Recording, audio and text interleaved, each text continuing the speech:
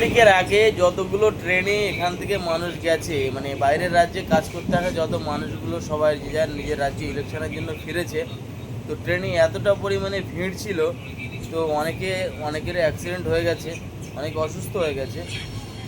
আর আমরা যাচ্ছি দেখো 23 তারিখ, রাইট? আজকে কিন্তু 23 তারিখ, আমাদের ভোট কিন্তু 29 তারিখ। আমাদের ওয়েস্ট বেঙ্গল দু দফায় ভোট, একটা 23, একটা 29। তো আমাদেরটা লাস্ট, সবার লাস্টে 29 তারিখে ভোট। তো আমরা যাচ্ছি, দেখো ট্রেনের পরিস্থিতিটা, কেউ নেই, সব ফাঁকা, কিন্তু কতিপয় এক দুজন আছে মাত্র।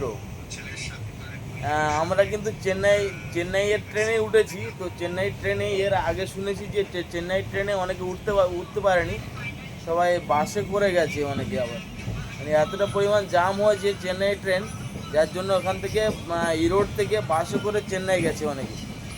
তো এই মুহূর্তে দাঁড়িয়ে টোটাল ট্রেন একদম ফাঁকা। পরিস্থিতিটা আর একবার দেখাই, দেখো সব ফাঁকা, কেউ নেই। তো আমরা খুব মানে আনন্দভাবে যেতে পারছি, আমাদের মানে কষ্ট খুব একটা হয়নি। প্রথম স্টেপ একটু হালকা একটু ভিড় হয়েছিল, তারপরে এখন তো টোটাল ট্রেন ফাঁকা। তবে দিদিভাই দেখো ওখানে বসে আছে, এই যে বসে বসে মোবাইল ঘাটছে। চলো পরবর্তী ভিডিওতে আবার দেখা হচ্ছে।